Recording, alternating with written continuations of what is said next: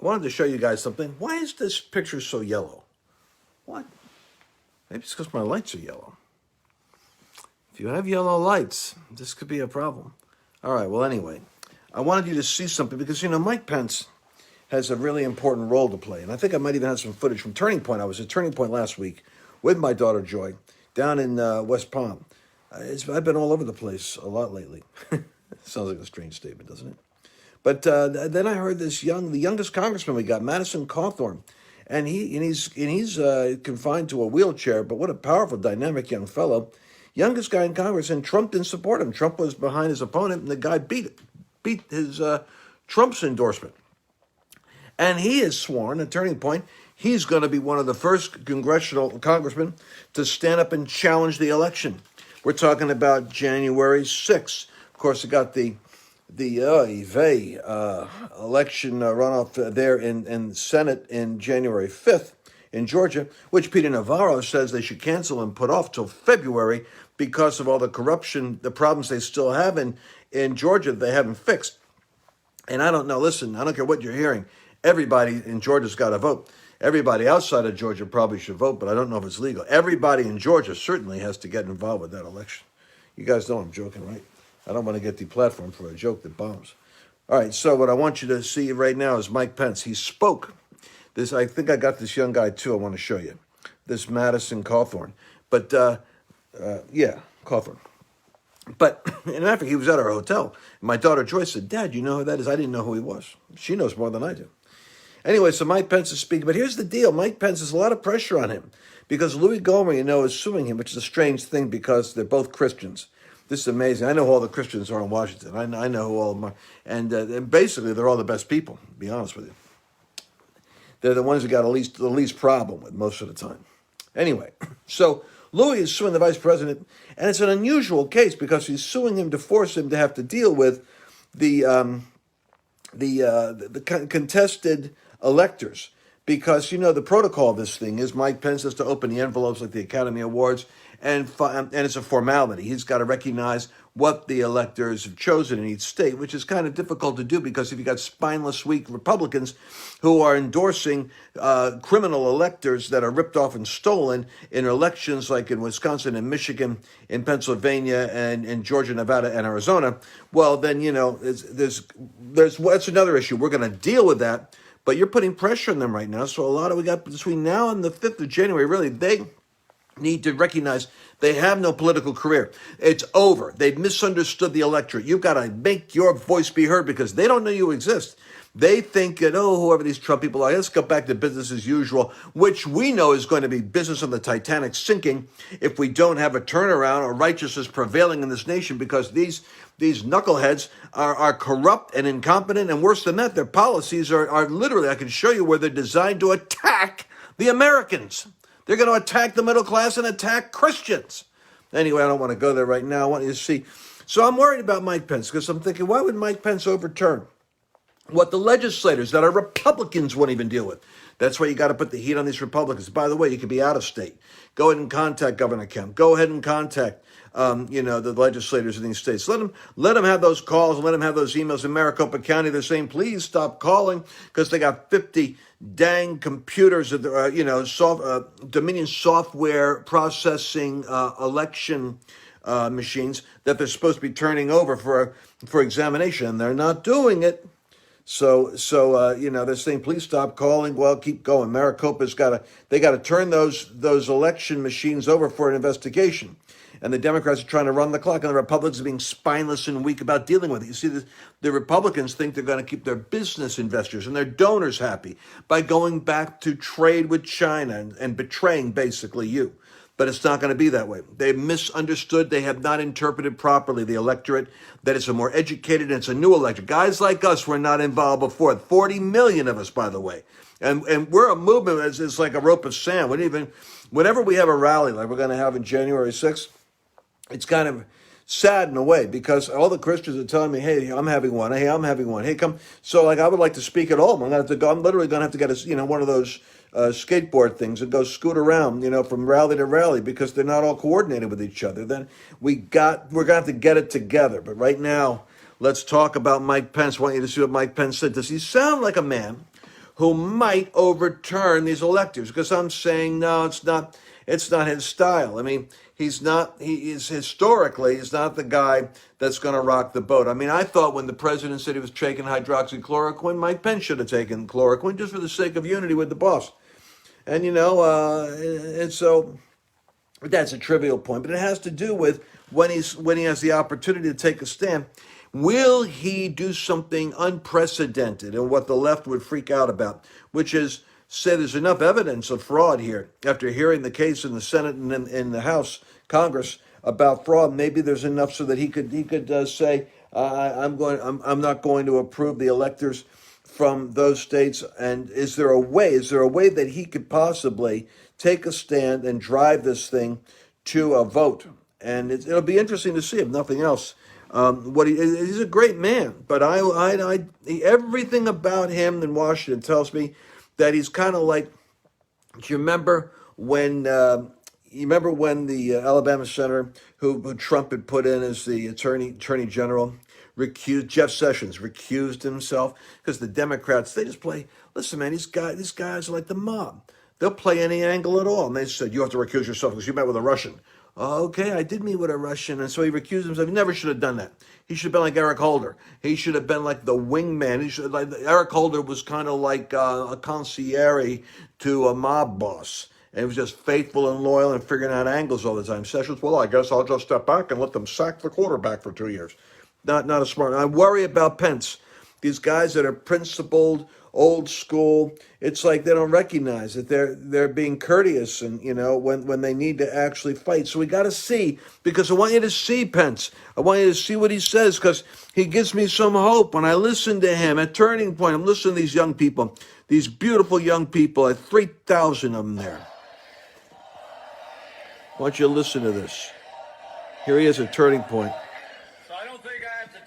So for all we've done, for all we have yet to do, stay in the fight.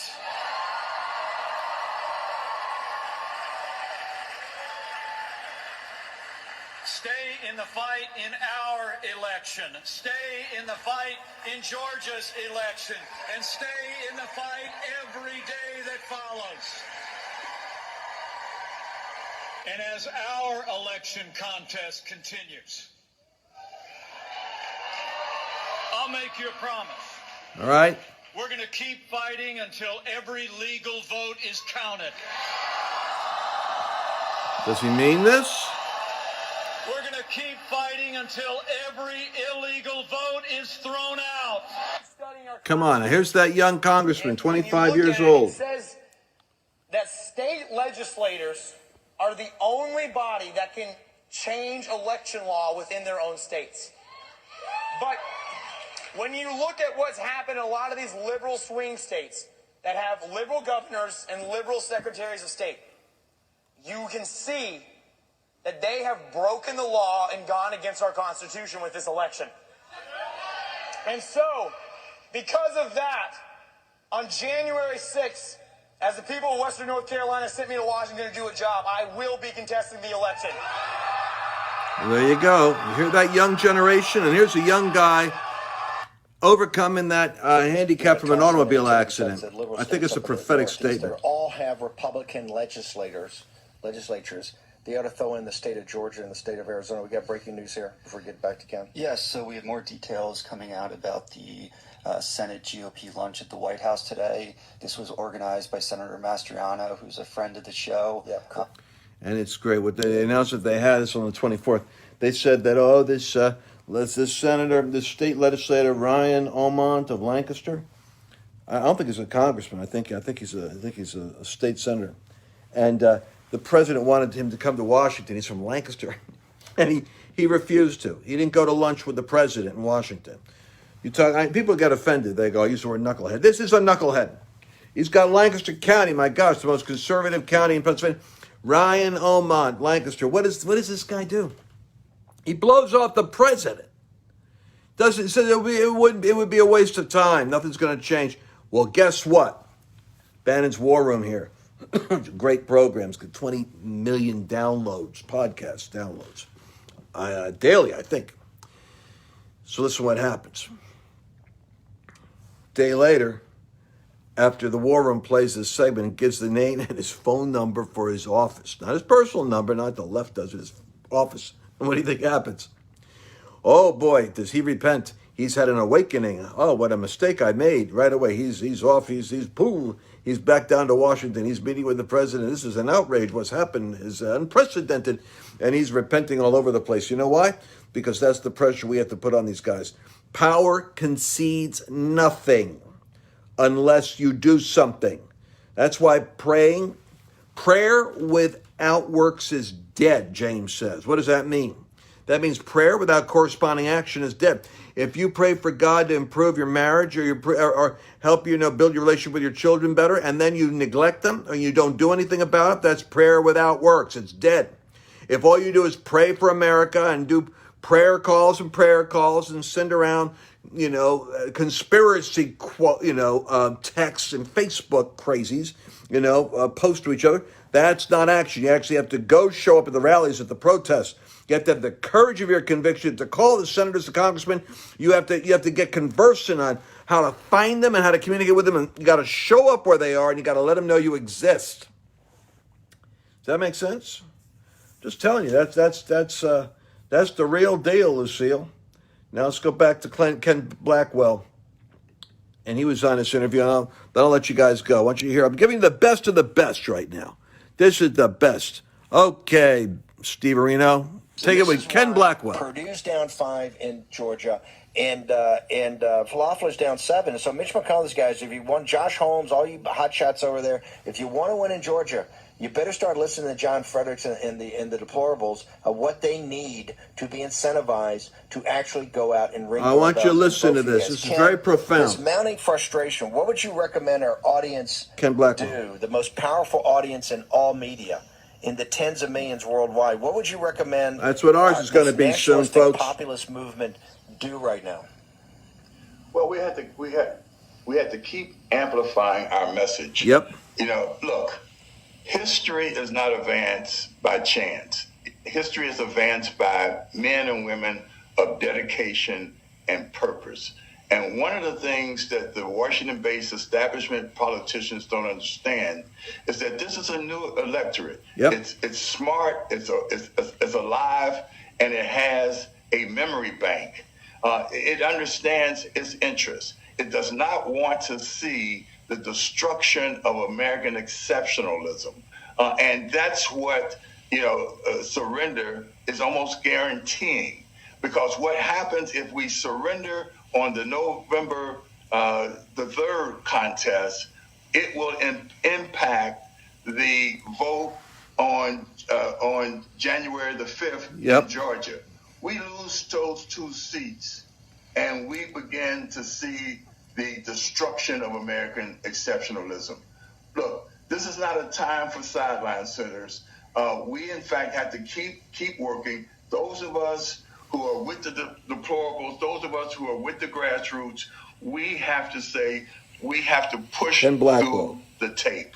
Now, and that means that we have to grab those leaders by the collar and say, listen, look, investigate, act. But power concedes nothing without a demand. And we must keep building our demand for action. As frustrating as it might get when we see inaction or wrong-headed action, we can't stop demanding. Look, there's been a new awakening among the body politic. Again, I will underscore the 74 million plus votes that the president got. Those votes, that total was not padded. It's real. It's real. And it's alive, and it's demanding. And if you, in fact, double-cross it, if, in fact, you go against its interests, that block of voters will, in fact, make you pay a price. We will make them pay a price. You got that? You know what that price is? We're going to let them know we exist. We're not going away. They think that this is a Trump phenomena, that this celebrity nut got in Washington. They're going to go back to business as usual. We're not going back to business as usual. We're never going back to business. The devil's going to make sure that there's no America left. So we're going to get involved with this thing. And you know what's going to happen? It's going to be a huge backlash in 2022. Huge. And every one of these cats in the legislature, every congressman, congresswoman, and the 19 senators that have their seats up, you got to let them know now. You got to let them know now. They're over. They should collect their business cards, get their K Street contacts together if they're in the federal government, because they're not going back into office. They're going to go back as a consultant or something else, and or go back to real estate, which is where they came out of anyway when they went into the Senate in their state. And that's got to be your disposition. Now, for the Christians that go, well, I'm just fatigued. I just feel like throwing in the towel. Well, you're not made of much. What are you going to do if the Bible says, if you raced against footmen and they weary you, what are you going to do when you have to race against horses? And what will you do in the swelling of Jordan? What is that verse talking about? So at the time when Israel crossed over into the promised land, they crossed over at the time of greatest inconvenience. Why would God have Jordan overflowing its banks at the time when the Jews got to cross over? Well, evidently God doesn't make it easy. And all of us Christian buttercups out there that thought a couple of prayer meetings and maybe going up to Washington for a rally was going to turn around the election. And then what happened to the Supreme Court? Like a fairy godmother was going to show up like a movie script and then deliver us from evil. And we could go back to doing our little thing and Donald Trump would be up there fighting for us. Well, maybe the movie doesn't go that way. And it's not about throwing in the towel. You can do throw in the towel in your faith, throw in the towel on Jesus. You're going to throw in the towel on perseverance and endurance. You're going to throw in the towel for your children, your sons and daughters, so that they got to face the Holocaust that you didn't want to deal with in your time, and you just threw in the towel. Well, you're getting fatigued. You don't get fatigued. It's called supernatural. You're going to have to actually draw on that supernatural. We've had a long life. I've been 64 years of peace since World War II. We haven't had to. I mean, I was even too young for Vietnam. So we just baby boomers like my age. We've enjoyed the best of America. Let's make sure we've got the best of America for our sons and daughters. And the 7 mountain message means there's 7 domains. They're all God's. So I don't want to hear Christians that are going to be attacking me about Christian nationalism. Christian nationalism, we're not going to be that. We're going to be for the kingdom. Well, where have you been? Tell me what land you've taken for the kingdom that didn't have a governmental, an economic, a legal, or a strong voice for freedom of religion and freedom of speech. You don't have any kingdom territory unless you occupy land. Jesus said, go make disciples of nations. How much freedom do you think they got in North Korea? How much freedom do you really think they have in Iran? How much freedom do you think they have in China? Well, what I'm showing you there is the difference between there and the United States or South Africa or over here in, where am I looking, Australia or New Zealand, is the gospel shaped the institutions of government and law and policy and created a system whereby dominion was able to be practiced by the people who had a righteousness in them for freedom for other people rather than tyranny and control.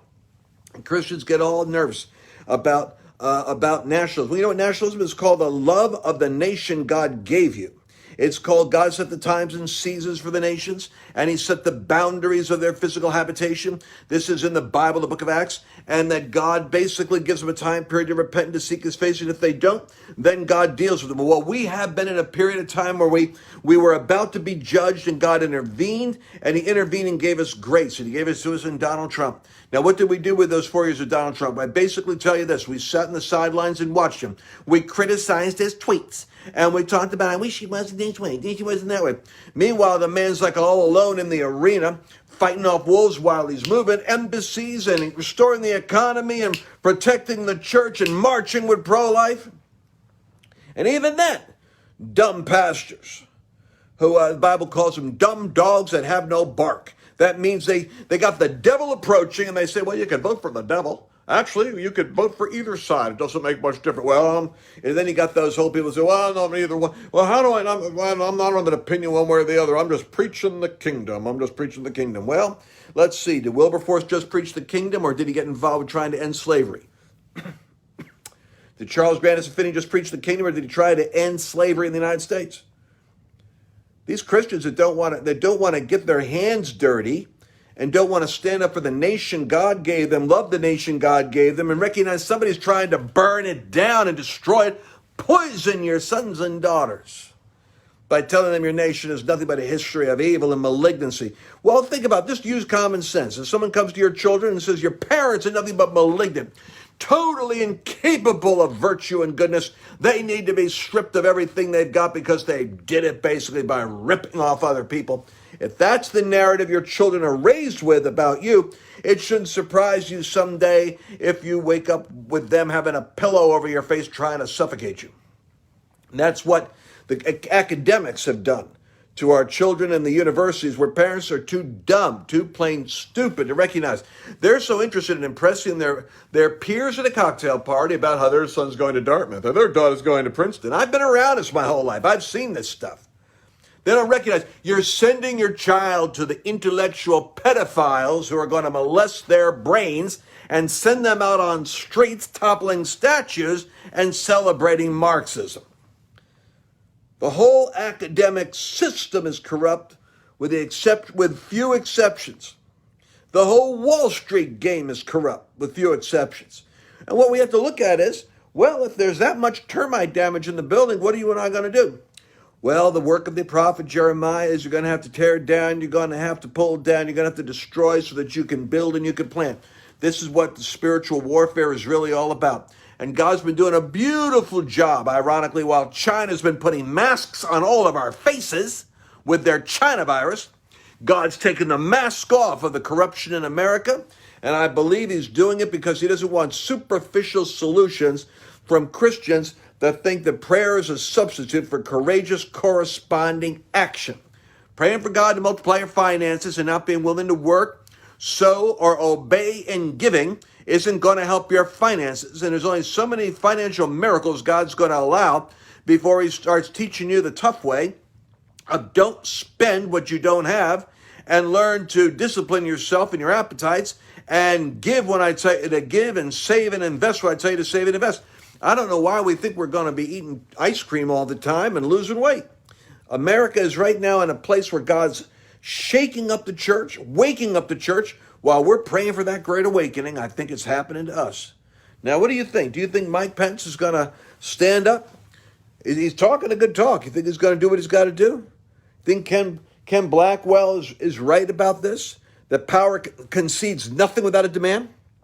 He's a Christian down there in Washington. I'm wondering about this. And what is required of you and me on January 6th? On January 5th and 6th, I'll tell you, on the 5th is that election. And on in Georgia. And on the 6th is going to be that moment when we're going to find out, what did the legislators do? What did they do? We're going to have to rattle the cages to make sure that every congressman and every senator in the Republican Party knows that those 70 million unpadded, actual, accurate votes, 10 million additional ones that showed up for Trump in what was actually a landslide, we want them to know that the leaders of that movement are going to stand with us. And if they don't stand with us, we're going to roll them over. Remember, just a third of the Senate comes up for election every 2 years. The wise founders made it so you don't have a full overturning of government. But every congressional seat is going to have to take a stand. And you know what it is? It's not for or against Trump. It's for or against us. There's a populist movement. One half of it, 45 million strong, 30 million probably, is pro-life Catholic, evangelical, Pentecostal, charismatic, and then our arms will spread around every libertarian and independent and Democrat who is worried about the direction the left is taking us now that they've stormed the cockpit with box cutters and took over the plane. So, this is going to be an interesting time. It won't always be this intense. I'm just this intense now because I'm yellow. Look at the yellow tint that's in my room. I got to figure out what is wrong with my lighting. All right. Ken Blackwell, thank you very much. You guys can follow Ken Blackwell. You can just look him up there. He's on Facebook. And I think that these guys are worth following because they're the real deal. I'm going to give you one final thought here. Get access to you during the day. How do they get more access to your writings and to Ken Blackwell? He writes on Town Hall.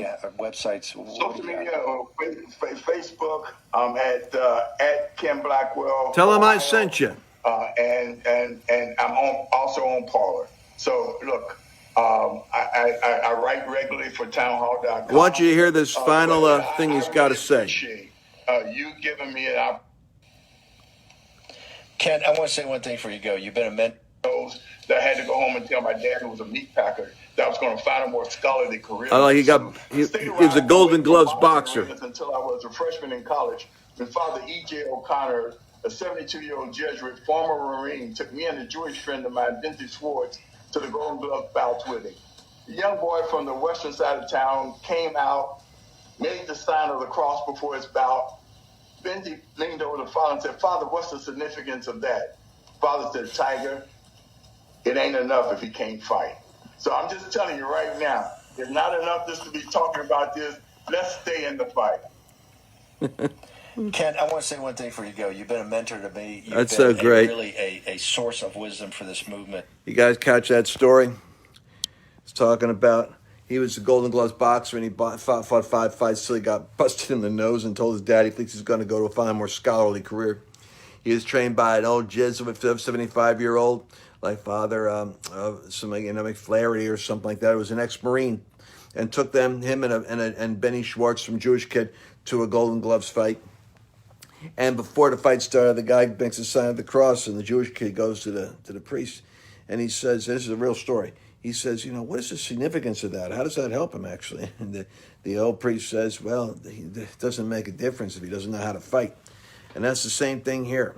You can talk all the Christian talk you want, but when it comes down to being able to face off with evil, having done all to stand, you have to resist the devil to make him flee from you. And sometimes the devil takes on governmental form. Sometimes the devil takes on physical form.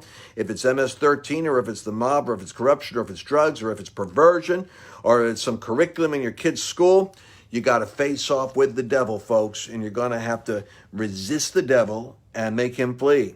Our fight isn't with flesh and blood. It just so happens that flesh and blood is what the devil's working through. So you figure out what Paul's talking about. He's saying it is with flesh and blood, but it isn't the people you're dealing with. It's a spirit motivating them. Got to get that out. You're not dealing with something up there. You're dealing with something working through people. If it isn't working through people, it'll never touch you. It's always working through people. That's how demons operate. They got to get in people.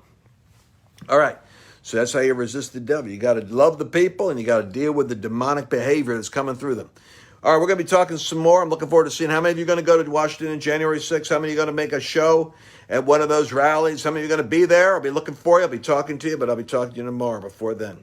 Remember, LanceWallnau.com/news. If I get bumped off of this, if you're on YouTube, go subscribe, like and subscribe right below. Hit that bell. If you're on Facebook, share this with your friends.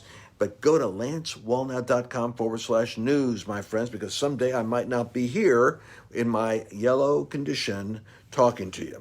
All right. And, if that happens, I want to be able to regroup with you someplace else. Thank you very much. Bye-bye. Thanks for joining me on this broadcast. And, we could stay connected together. If you subscribe, you're going to be updated on the next broadcast that comes out. And you could like this right here, and we could actually start to create a movement of connected people.